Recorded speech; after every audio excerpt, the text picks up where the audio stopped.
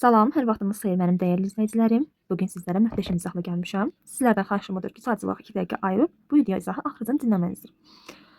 Mövzumuz ədəbi növlər və onların necə yaranması. Ümumiyyətlə ədəbi növlərə nələr aiddir bu haqqdadır. Gəlin baxaq. Bədii əsərlər yazılarkən həyatı əks etdirmə üsullarına uyğun olaraq 3 növə bölünür. Lirik, epik və dramatik. Baxın, hər hansı bir hadisə baş verir.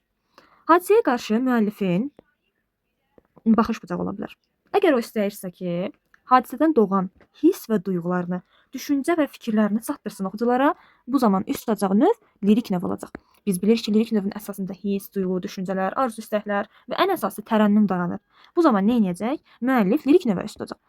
Buna uyğun olaraq hadisəni deyil, hadisədən doğan hiss və duyğularını oxuculara çatdıracaq.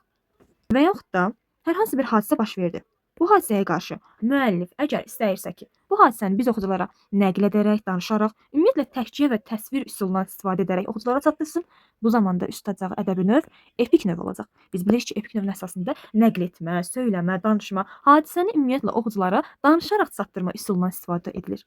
Eyni zamanda hər hansı bir hadisə baş verir və bu zaman müəllif həmin hadisəyə baxaraq qərar verirsə ki, oxucular və yaxud da tamaşaçılar bu hadisəni əyani formada göstərmə üsulundan öyrənsin. Bu zamanda göstərmə üsulunu özündə cəmləşdirən dramatik növə üst tutacaq. Ümid edirəm ki, mənim izahım sizlərdən ötürü faydalı oldu. Lirik, epik və dramatik növün əsasında nəyin dayandığını və nəyə əsasən yarandığını aydın formada çatdıra bildim.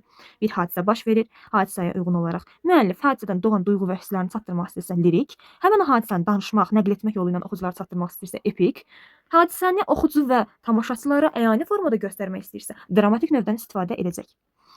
Ümid edirəm ki, izahım sizlərdən ötürü faydalı oldu. Kanala abunə olmağı unutmayın. Hələlik.